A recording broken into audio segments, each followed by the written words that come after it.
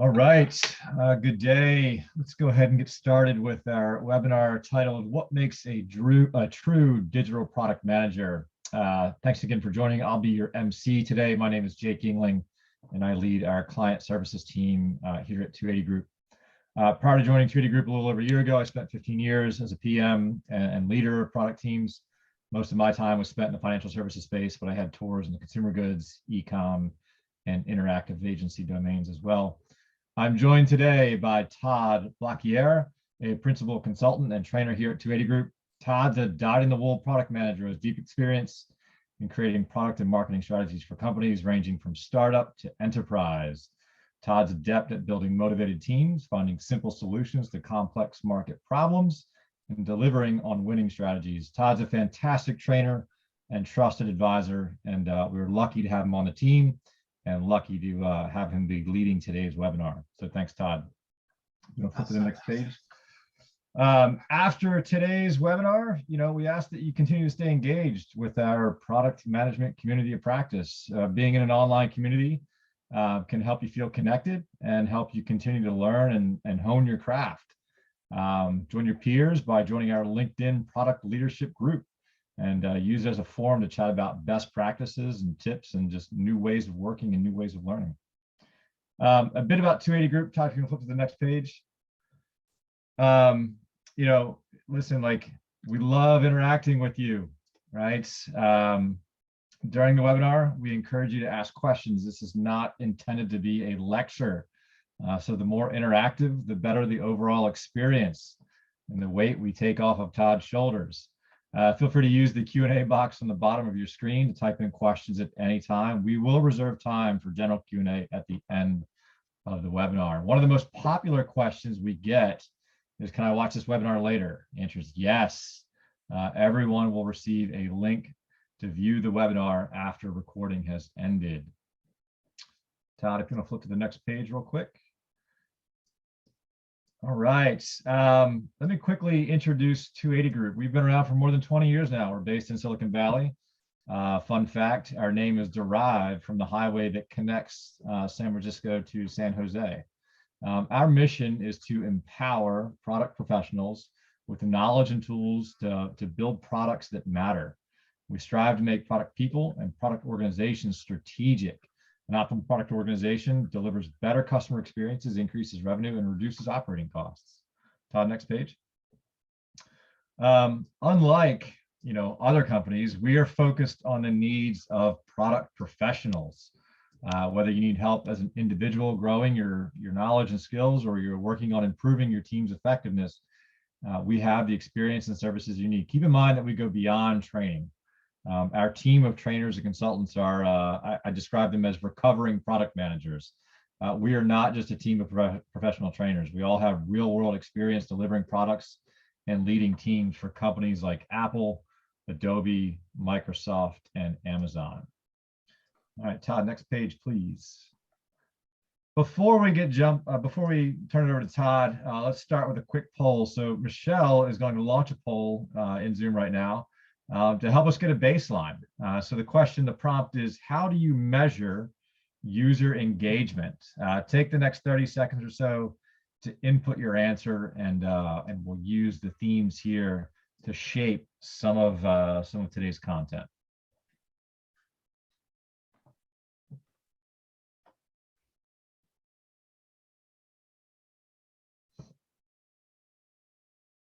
I'm excited to see what we get back from this.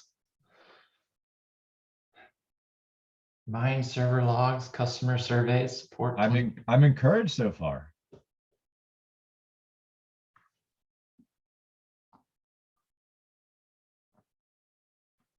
What is it looking like? What's leading so far? Right, yeah. So with right around 50%, people are using customer surveys to take a pulse on user engagement. So that's encouraging.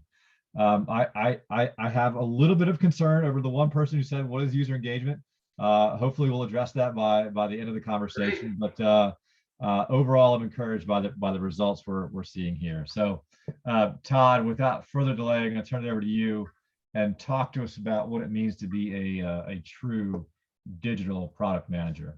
Yeah, I love these responses. It's great. We have something for everybody. We'll talk about what user engagement is. For people who are instrumenting their product, maybe we learn some new things we can add. And then for the rest, we have definitely have some tactics for getting the right kind of data. I'm going to start off. This is what is a digital product manager?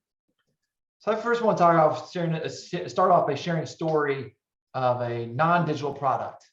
And a friend of ours here at the 280 Group shared the story with me. He was a PM of a non-digital product in the packaging space. He owned equipment for consumable different business. This, by the way, this image here is not that, because I think you said, Jake, this is atop a diesel engine or something. So yeah. But maybe it's something like this, right? Isn't it like a warehouse in a factory or something similar? That works. He shared that learning about his users was really hard. It was tough to learn about users. He only got user data when service or maintenance personnel would visit the site and to fix the machine. Then they'd learn something. They'd come back and bring it back and say, "Hey, this isn't working."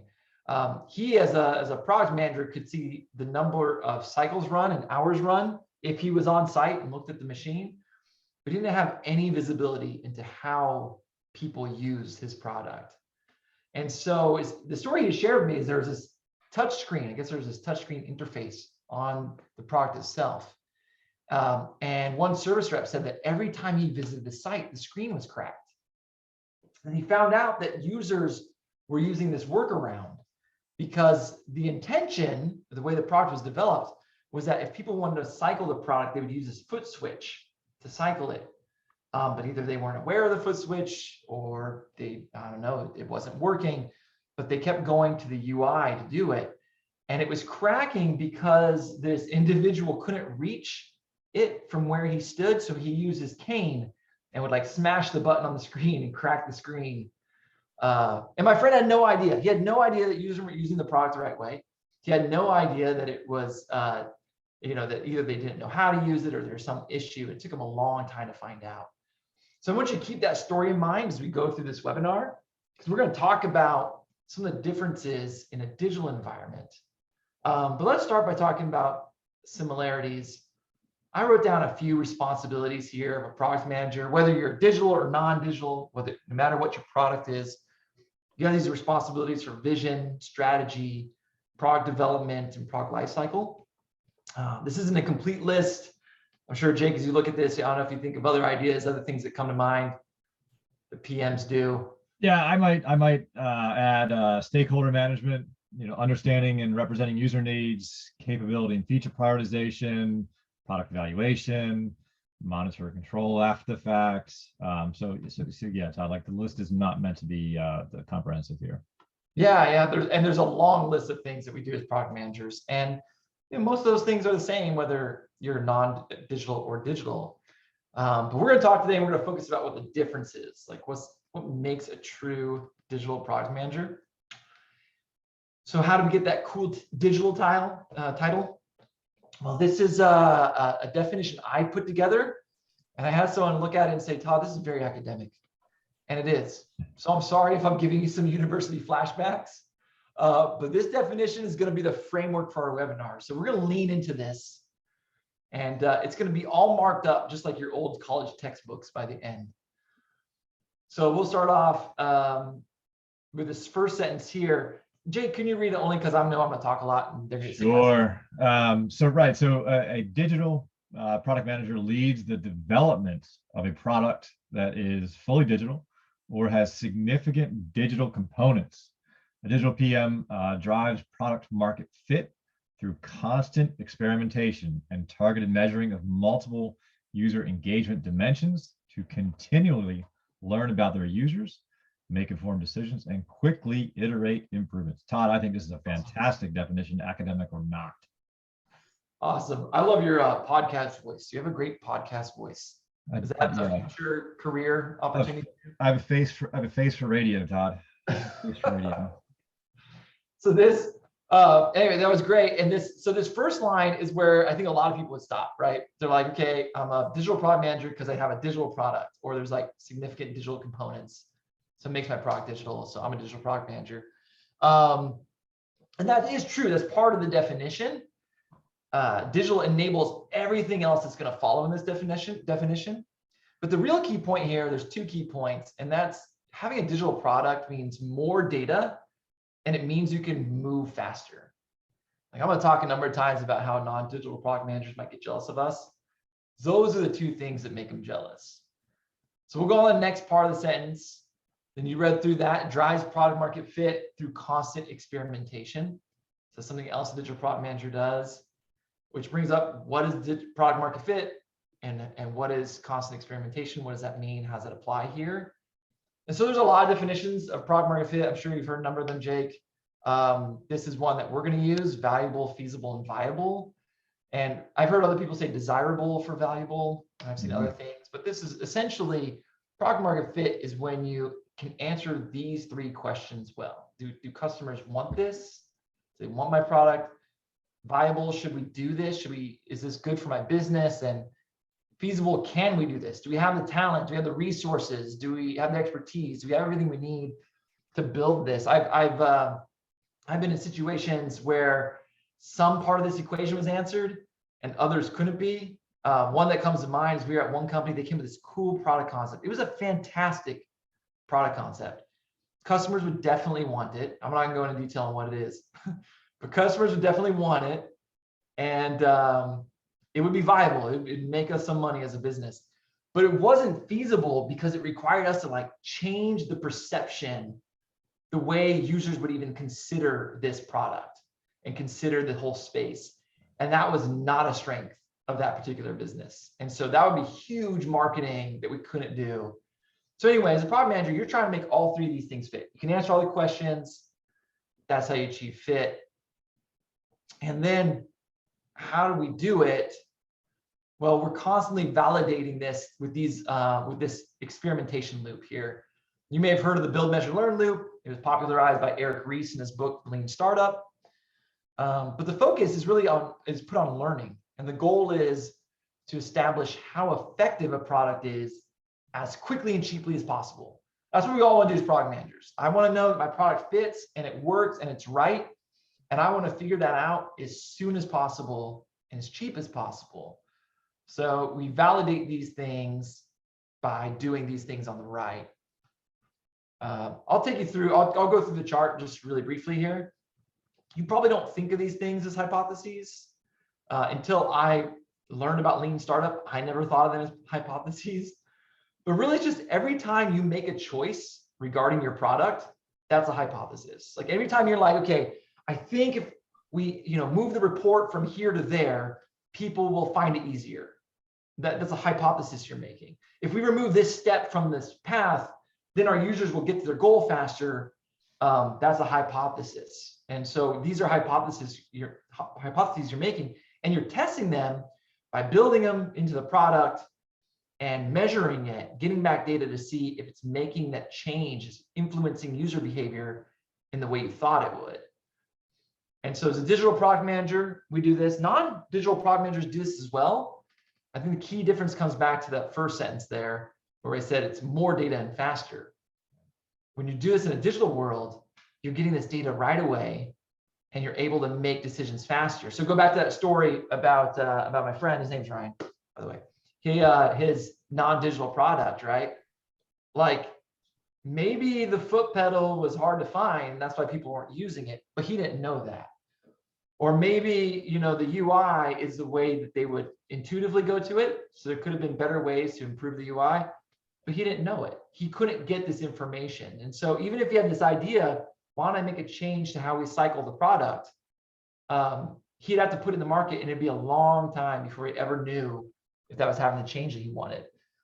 In a digital world, it can happen like a day. This could really happen in a day. I can go and think about your product right now, right? You can go into your product, you can run an A/B test, you could change a button from green to blue, test it for a week, and know by the end of that week which one is better. So it's just that data and that speed at which you're able to move. I don't know, Jake, did I miss anything there?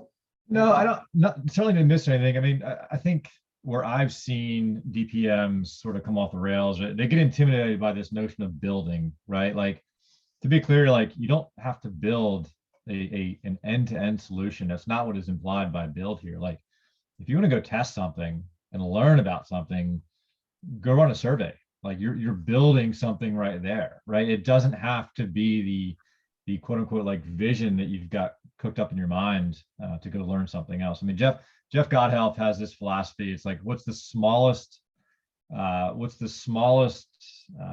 thing I can do to learn the next most important thing, right? And in some cases, it might just be going to build a survey or going to build a landing page of sorts just to collect email addresses or just to collect a single piece of data about a hypothesis that you might have. Oftentimes, it does not need to be complex at all.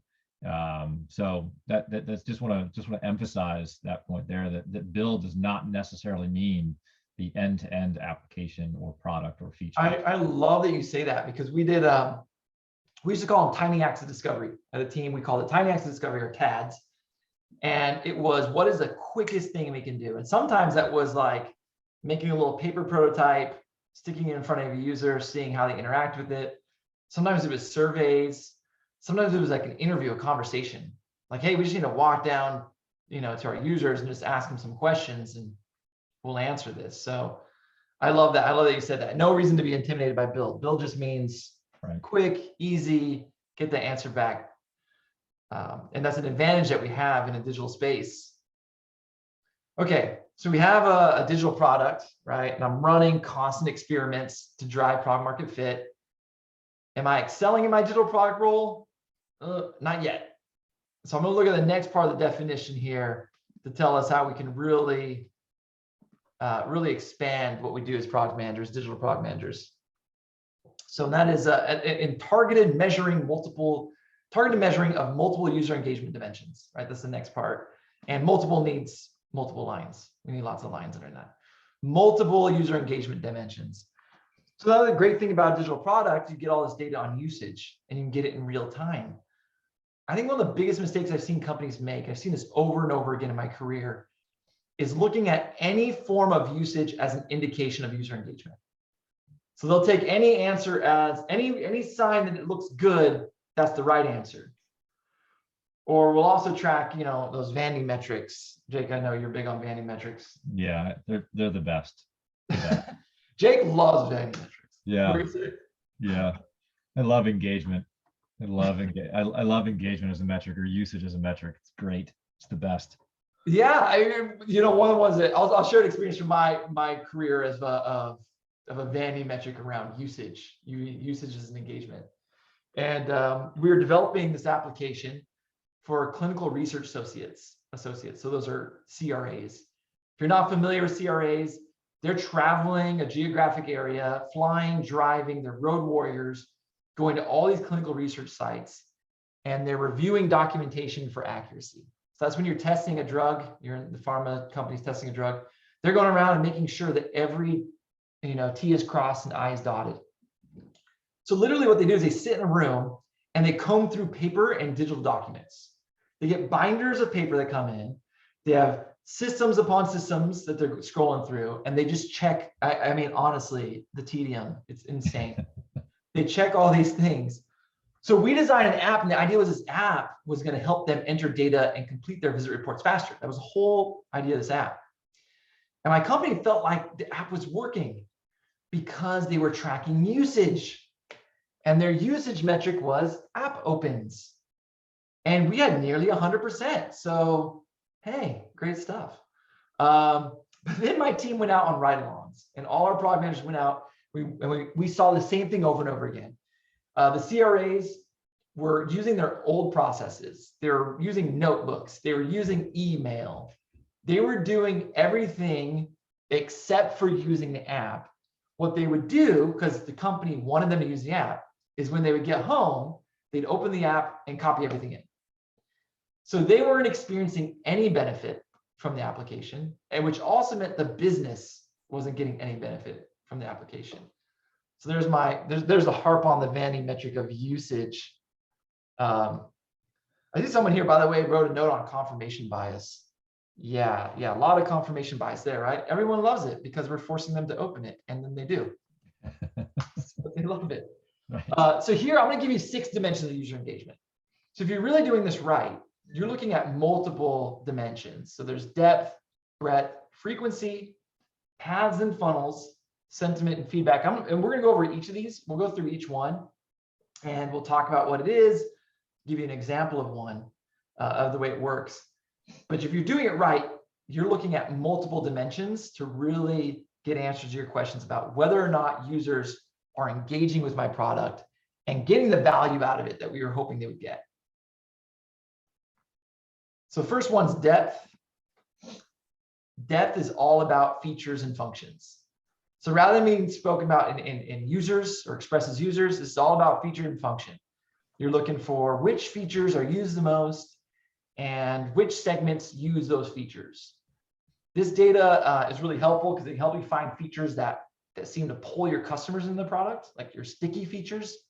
You can find some of these sticky features and accentuate them. Also identify maybe the things that aren't connecting. So look at this graph here. This graph depicts feature usage for the month of April across two groups, Group A and Group B.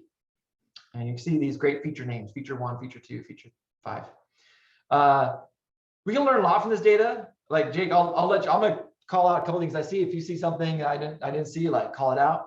Like I can see the patterns, usage patterns are different depending on segment, right? Obviously Group A uses feature 1 more, Group B uses feature 2 more. There's some difference by the groups.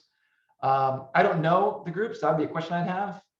How do we define these groups? What's the difference between the two of them? Feature 4 and feature 5 seem to be less popular for some reason, and feature 6 hasn't been used at all. Like I can see that from this data. I don't know, Jake, is there anything that came up? I mean, like this is one of those things that like labels matter, context matters, right? Like feature 6, maybe feature 6 is a ripcord of sorts, right? Like a help function. Great. I am very pleased that neither Group A nor Group B are using feature 6, right? I think this just reinforces the need for clarity as it relates to data labels and things like that. But I mean, Todd, I think you hit the big ones here too. Yeah, no, and that's a key point, right? This data should prompt other questions. Like if I, as a consultant, if I'm going into this, my first question is what you asked. Like, what is feature 6? Is this good? Is this bad? Right. What are these groups? How do you define them? And then what it doesn't tell us. So feature 1 is being used a lot by Group A. Did we expect that? Do we want them to use it? Group B isn't using it so much. Should they be? Maybe Group B is a manager group, and we're like, well, the management group is not going to use it as much as the daily users, so we don't mind. Or maybe they should be, and there's something we need to fix there with Group B. And it doesn't tell us if they like it. Maybe no one likes it. And they're like, well, I use feature A or feature 1 because I have to, but I hate it. We need more data. I mean, Todd, I think this just, again, sort of reinforces a key skill set of a digital PM too, is you've got to be adept at reading and interpreting data. If you can pull it, great. But reading and interpreting it's a must-have skill set for DPM. Love it. Usage depth goes well with usage breadth. These are two things that can be used together. Usage breadth is simply the number of users in a given time period. So you may have heard of the DAO and MAU, daily active users, monthly active users. That's a usage breadth metric. It answers a question like how many total users does the product have? How many of these users are active? And it shows daily active users. This chart here is daily active users for an app over a 10-day span in March. So it's just 10 days, 10-day snippet. And kind of similar to what you were saying about feature 6, like, hey, it looks bad, but it could be good. This to me is like the inverse of that. It looks good, but I have a lot of questions about this data. I know that we're getting more users and they're growing fast, but I want to know, are these the same returning users or are they brand new? Brand new is good, but only if they stay. How much of these users are actually staying? You know, what about before March 1st? What was happening then? And why did we have this spike? This is a marketing campaign. Is it seasonality? I bet you TurboTax's data looks something like this between like February and March, right? Huge spike and then drops off. I don't know how many people are using TurboTax in September. That might be a bad sign. But seasonality, you know, is a big deal. Or virality. Is this a natural like viral sensation? Those are the questions I would ask about this. I don't know, Jake, anything else you would? No, I mean, I think, having spent a lot of time in financial services, like I think the additional bit of information needed here is like, what was our forecast, right? Yeah. And Yes. how off track is this? If we expected a relatively flat line or a much shallower slope to this curve, we have issues, right? But to your point, Todd, like, is there a certain piece of information that's being fed to the user base that's causing them to take action, right? Did they recently receive a credit card statement, and now you're seeing a bunch of people go online to pay their bill or go in the app to pay their bill, right? So again, context matters. Like this chart, it's beautiful, Todd. Great job. It doesn't tell me anything though. Yeah, exactly. Exactly. We need more than one metric, right? Let's go into more because we said we had 6. So let's go to number 3. There's this one and then 2 more. I'll let you guys know. You only got 2 more. The frequency can be better than the others sometimes about telling you if it's a truer sense of if customers are deriving value from your product, because it tells you how often they're using it and for how long they're using it. That said, it could even be an issue if customers are spending more time than desired in your app. An example from my career, we had an app for study coordinators at clinical research sites. Our intention of the app was that they get in, build a query, find patients, get out. That's what we wanted to see. So if we see them spending more time in the app, that might indicate to us that they're not finding patients fast enough. We're not doing a good enough job. So frequency is important, whether it's you're looking for them to be fast or looking for them to spend more time. So this is a real example here. I know it's an eye chart, so I'll talk you through it. So what this is, it shows you different cohorts, different accounts that start on different dates. This first one's, these are accounts that started in January, accounts that started in February 3rd, February 10th. So each week, accounts that started that week. And it shows you how many have come back, returned after each week. So week 1, and you see this in that first cohort, week 1, only 39% of users came back. That's not great. And it's definitely painful to see that 6 weeks later, only 10% are there. That is churn. That's telling you we're going to lose accounts. We're going to be losing money. We are not retaining these users. And that's why we use this data to say, okay, we can see this is a bad sign. We're dropping users week over week here. What do we do? And the biggest drop off is right here in week 1. Why is that? Is that because our onboarding activities, there's an issue there? Maybe users aren't seeing the value they expect to see, or maybe there's a training problem. People just don't know how to use it, but we have to figure that out. And one thing I love about this chart is you can see that the product team did figure it out. They did something, because by the time we got to February 17th, this cohort, 74% of them returned on week 1, which shows improvement. So they made a change, and that team was able to, once that team made that change, recognizes made that change, they were able to retain their users better than they did before. So that's why we need to make sure that we're tracking frequency as well. I think this sort of cohort analysis, Todd, like sort of it helps you better understand the customer, right? Like, are you still solving the right customer need? Had you stopped at week 1 or Jan 27 to Feb 2, you may not, right? But again, like, it helps you better understand the needs and the problems faced by the customer to address them in future iterations too. So I like this a lot, albeit it's an eye chart. Yeah, and I love this question that we got here is, how about new users versus retaining users, abandonment and loyalty? Absolutely. We want to track, that's creating segments, right? We create segments for who our new users are and segments for who our returning users are. And we can look at how each of those groups use the product. One of the things here is this kind of cohort shows you each group as they come in, what their experience is over time, which is nice to track that kind of cohorting. The other thing you want to look at when we talk about new users versus retaining, when we're talking about usage breadth, that's a great way to look at saying how many of these users actually stay, how many of them are returning users versus new users. It's a good question, good prompt. It just forces the question of what's different about group 1 than group 6, right? And how do we need to adopt or adapt our strategy to satisfy both? Or do we, right? I think it forces the hard question of like, maybe we just we strategically ignore folks that no longer fit our target profile. But Absolutely. You know, Anne asked a great question here I want to answer for her. She said, I assume that you'd pick a certain usage dimension based on that on the product, or would you want to apply these all in some capacity? Great question. And I'll show you a chart in a minute that shows you how to do this, but you want to apply more than one dimension. You don't want to just pick one dimension for your product. You want to look at more than one dimension and set some targets for that. I'll show you how we do that in just a moment, because that's usually the first question is like, how do I do it? So I'll show you that in a moment.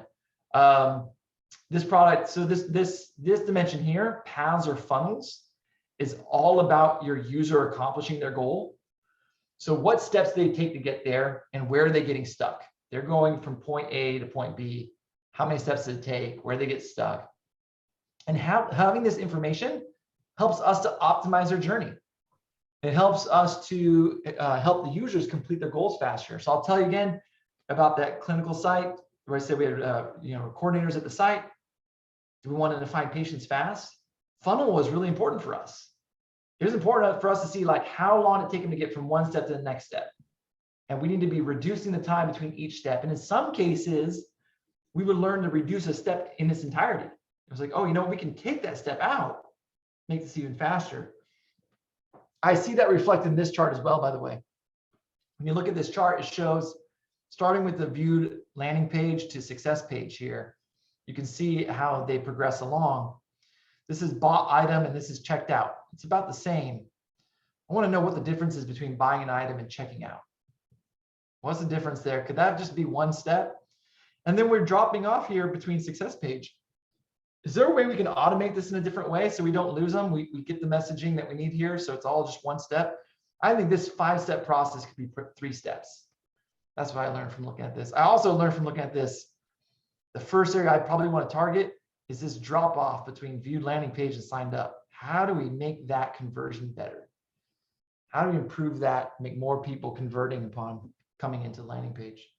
It's a really important point, Todd, too, because I think it just helps us break down the work. Like if you go say to your team, hey, go solve for our conversion issue within the cart. I mean, if they start at 12:30 and end at 82, you're like, I don't solve for it where, right? But when you break down the data like this into these steps, I think just as humans, it helps us conceptualize, okay, where do I need to be expending my energy? Where am I going to get the most bang for the buck, right? And a visualization like this really, really helps and runs the point home. All right, our last dimension of user engagement is feedback and sentiment.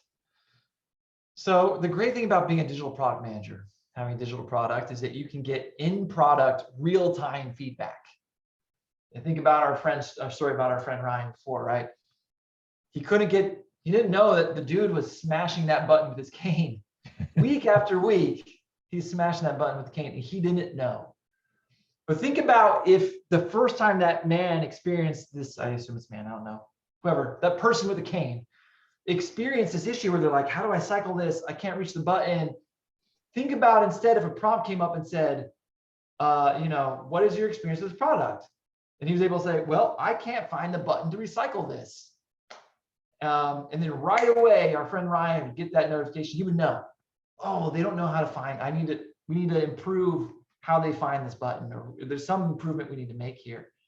That's the benefit we have. Now, your marketing folks love these little prompts, but they love it for a different reason. They love it because they can promote your product, right? They want to be able to say, everyone's getting us 5-star reviews, and they love it for that reason. That's not why we love it. And that's one of the key things I want to point out and tell product managers all the time. We shouldn't be afraid of data.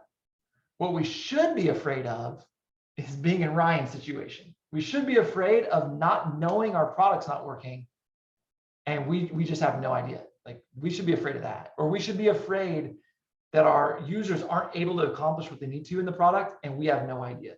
That's the scary thing.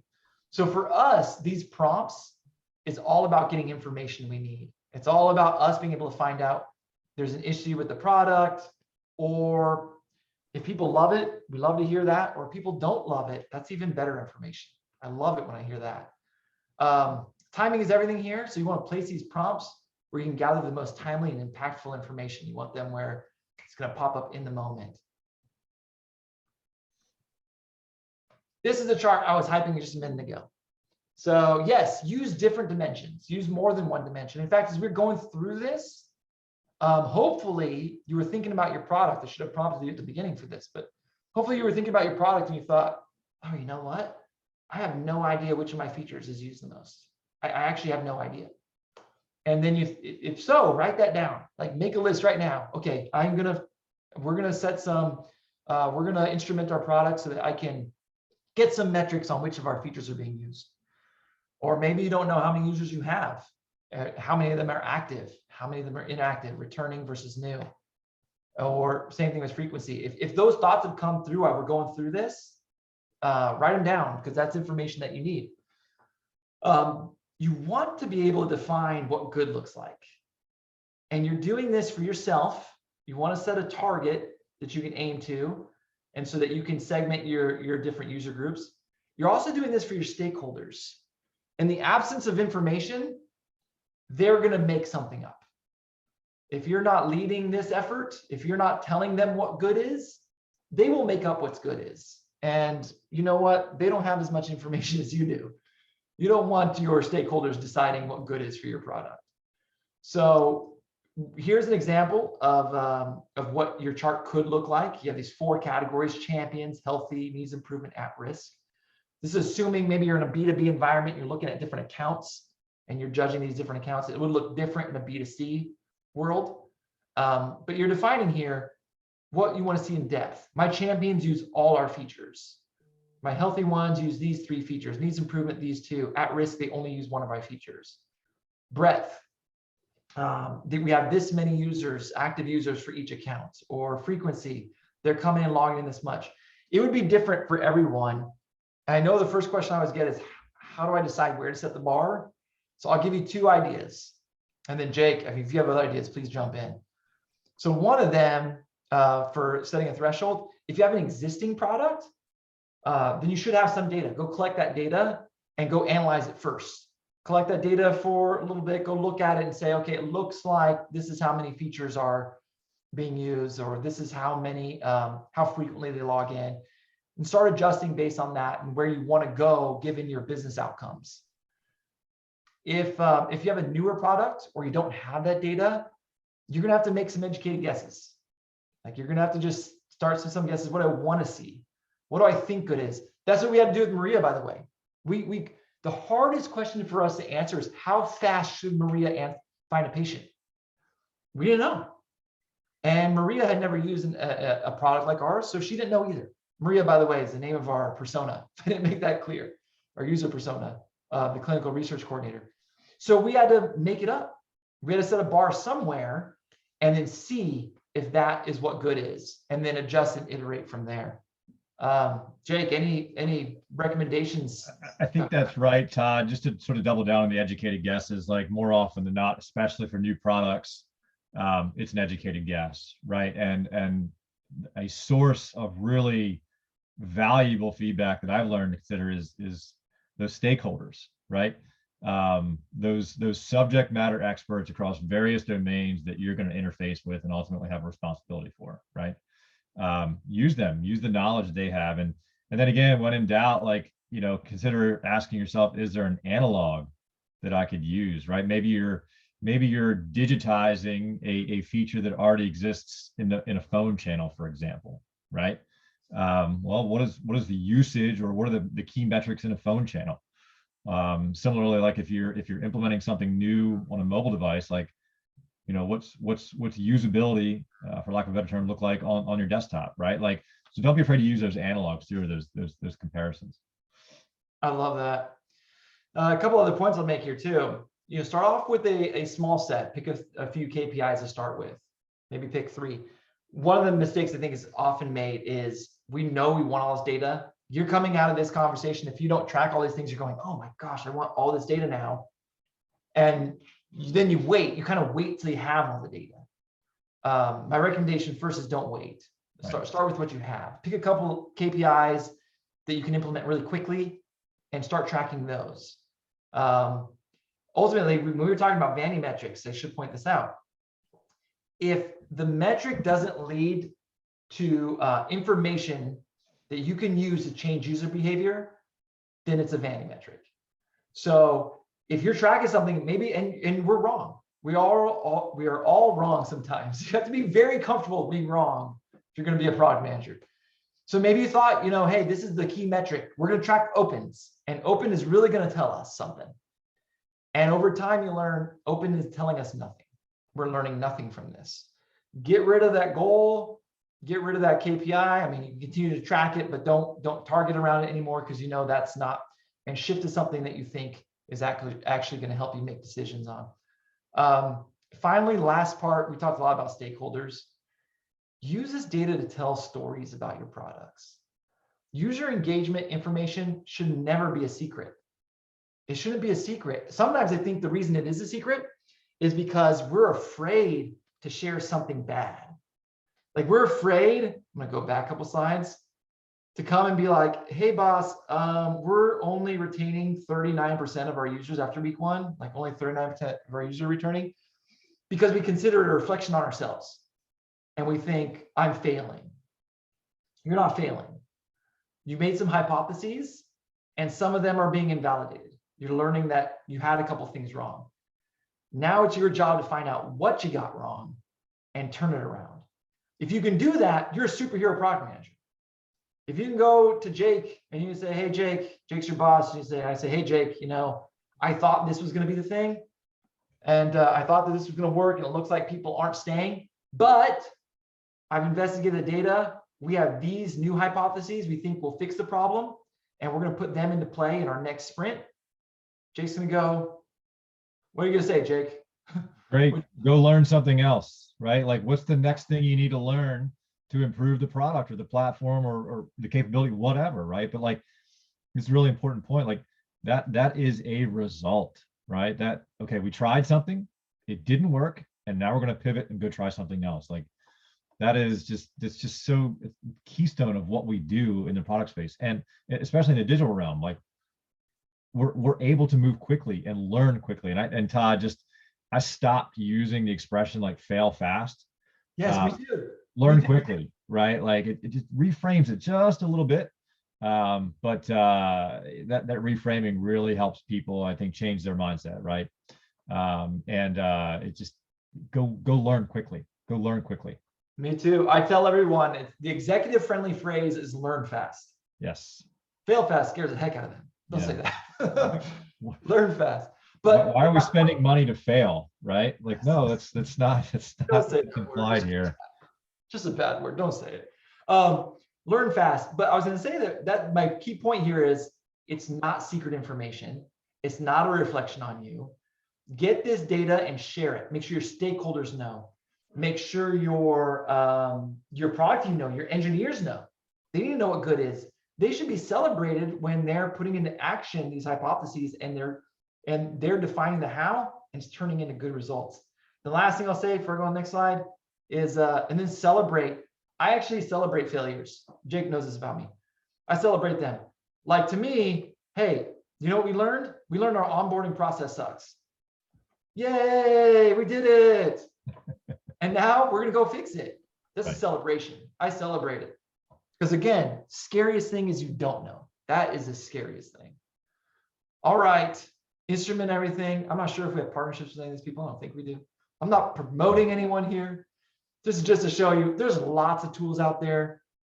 Instrumenting things is the easier part. Think about the data that you want to collect and think about, and then go collect it. And usually this is just embedding a JavaScript snippet on every page of your app. It's usually a simple process. But go find the right tool for you. If you have questions about that, I can answer how to select the tool too. All right. We did awesome. Our studying really paid off. Look at how well we have marked up this definition. It's fantastic. We have the last part though. The final part is what it's all about. Digital product managers have benefits that make those non-digital PMs jealous. And we've gone over a lot of these, but remember, this is the reason why we want to put into action all the things we discussed today.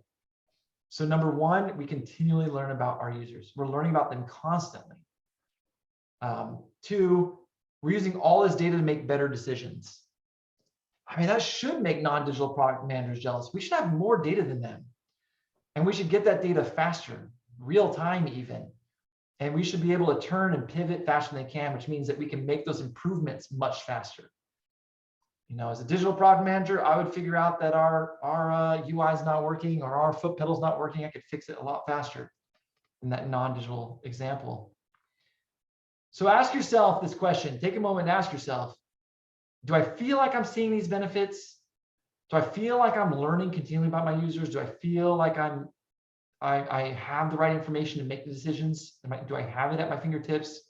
Am I able to make these improvements faster? If you're not, or there's area for improvement, this is the moment where you write that down. Like, you write down the things that you learned today. I told you this is academic. Sorry, guys. It's an academic webinar. But write it down.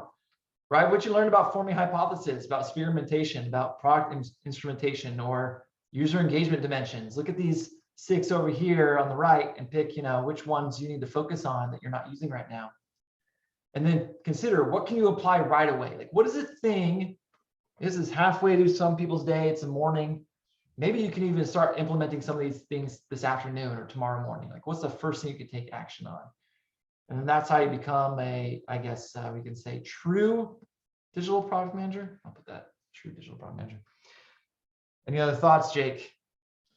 No, this is the luxury we have of operating in the digital space. And just like a quick aside, a few years back, I transitioned from financial services to printing T-shirts, because why not go from underwriting credit cards to printing T-shirts? It sounds like a very logical career move. And when I was, in financial services space, like running an A/B test, it was challenging. A lot of regulatory, hurdles to navigate around. But I went to, so an A/B test would take upwards of months to run, analyze the data, and then make decisions on, right? Went to, again, printing T-shirts, and we could hypothesize and stand up and launch an A/B test in a morning, right? We'd have to wait a week or two to learn, but the speed at which we could collect data was just so vastly different. And I was telling that story to someone who I have a friend who works at Amazon, and they work in one of the cart variations at Amazon. They were like, that's cool. I can run an A/B test in 4 minutes. The volumes are such that they can collect statistically significant data in 4 minutes or less. But again, I share that story just because if we were operating in a hardware space, something that has like tremendous lead times and production times, et cetera, et cetera, et cetera, treat this as a massive benefit. The ability to learn about human behavior so fast, and really just help you quickly iterate, or frankly, throw your strategy out the window, right? Like, it's just not working. We need to pivot, right? So I really enjoyed this, Todd. I don't think it was too academic at all, not at all. And I really appreciate the red pen and markup. It really brought me back. I'm bringing my my tweed jacket with the elbow. Yeah, the elbow patches, right? Yeah, it'd be great. It'd be great. Todd, if you want to advance to the next slide real quick. So again, huge thanks to Todd for leading the webinar. I thought it was fantastic. Our hope is that you found just 1 or 2 nuggets of useful information that you can take back and apply right away. However, if you've wondered how your digital product management skills sort of measure up, we can help you with that. We have a digital product manager skills assessment. It's a bit of a mouthful, but it'll help you compare your skills to other digital product management managers, as well as sort of like standards, right? The assessment takes about 15 minutes to complete, and once the responses have been submitted, you'll receive via email a report providing you your overall skill rating, and then a rating on an individual skill or dimension as well. And the link to that assessment is going to be provided in the chat. So take a look there. Todd, go to the next page real quick, because we've got one more poll, I think, and Michelle is going to stand at the poll now. So in the spirit of being digital, in the spirit of collecting data in real time, we want to hear from you. So let's launch this last poll, and we're just curious to how helpful was this webinar in providing you with actionable tips on the topic of digital product management. So let's take again about 30 seconds, and we'll take a look at that. And we do have time for some Q&A after this. Yeah, as well. absolutely. Yes.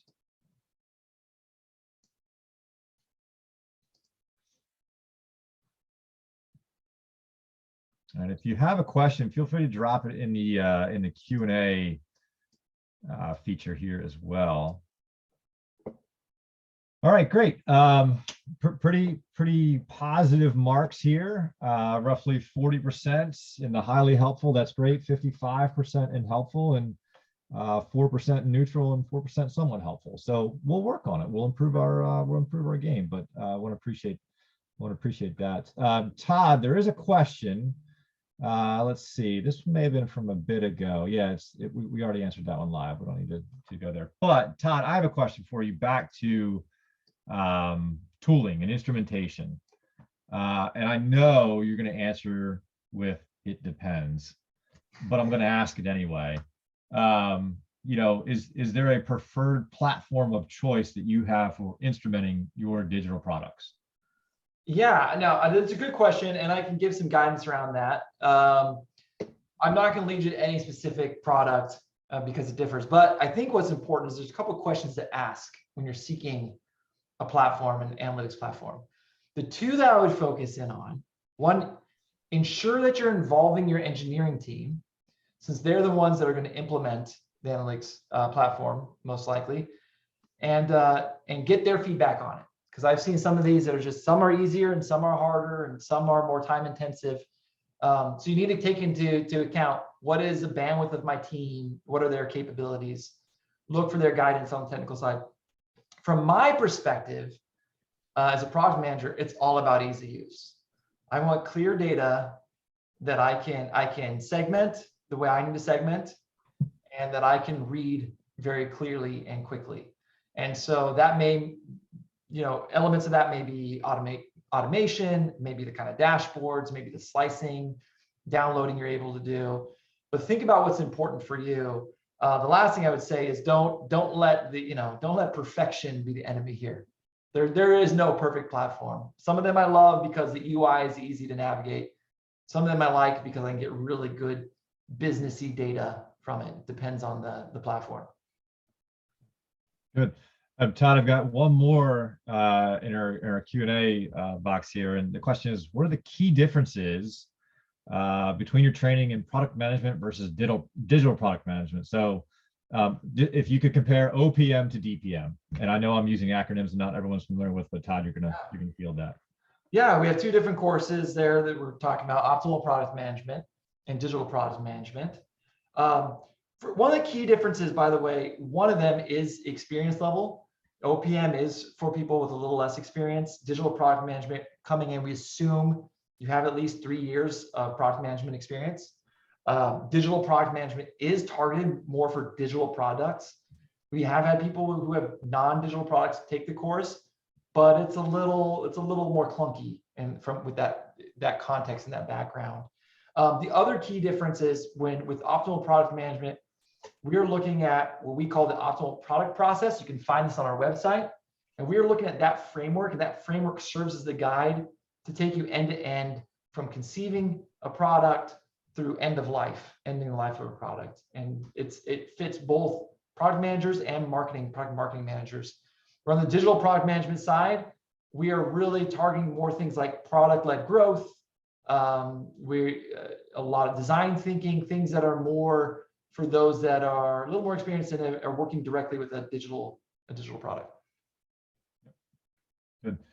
Todd, I think we have time for one more, and this is particularly interesting. What are the key differences and metrics to watch out for between e-commerce and say a SaaS digital product? Key differences and metrics to watch out for between e-commerce and SaaS digital products. Interesting. I don't know. And Jake, I'll punt to you too. I know you have a lot of experience in the financial realm. Because I'm trying to think. If what you're really asking for is like, what are the KPIs I might use? So with e-commerce, the KPIs I'm going to use the buying funnel is the first thing I'm going to use, right? E-commerce, what's important is ultimately I have a purchase goal and I need to get to that purchase goal. And so I'm going to follow that funnel is going to be the first thing I'm going to look at. I'm going to track things along the acquisition front, how many people are actually coming to my site. I'm going to track around retention. Do I get people coming back? I'll say this, there's these 5 metrics to consider, and you apply them differently depending on what the product is. But that's acquisition, adoption, retention, revenue, and another R that's escaping me here now. Retention, revenue. I'm gonna have to come back to myself. I'm forgetting the other R. Retention, acquisition. Anyway, but you're gonna think about this with either of those platforms, and the differences are about like, what does acquisition look like for an e-commerce site versus what does acquisition look like for my SaaS product? Right. What does adoption look like for my e-commerce versus what does it look like here? Those will help you define what the KPIs might be in each situation. Jake, did you have there's 2 buckets, right? There's transactional, which is e-com, and then relationship, which is the platform or the software as a service, right? What are you doing to change the behaviors? What are you doing to enable a faster transaction on e-com versus what are you doing to boost LTV in software as a service, for example, right? And I think once you have clarity on those, we'll be able to help you identify like, all right, what metrics should I be tracking, right? So I believe, we have one more, sorry. Todd, when you were talking about user engagement, were you talking about design time or runtime activity? I would need an elaboration on that question. Yeah, David, if you're still there, if you could elaborate on that question a little bit, please, it might help us provide a better answer for you. We'll wait about 15 seconds.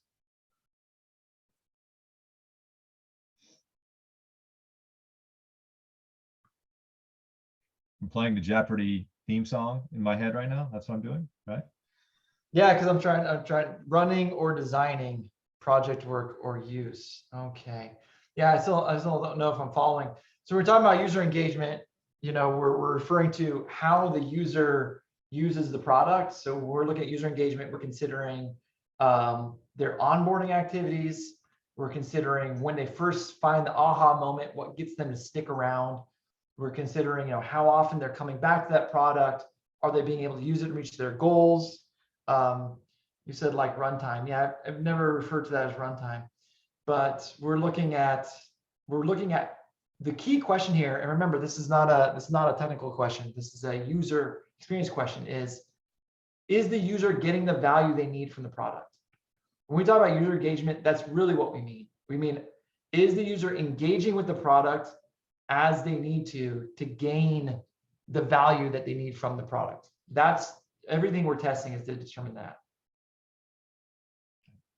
Cool. Well, I want to send a special thanks again to Todd and Michelle. Great session. Really enjoyed it. I want to say thanks to all of our attendees. And listen, if you'd like help furthering your own product management skills or your team skills, and you want to get on the right track, reach out. We're here to help. We're happy to talk more, talk live, and we're here to help you further the product management craft. And I believe that's all we have for today. So again, I want to say thanks, and we will see you next time. Thank you, everybody. Bye now.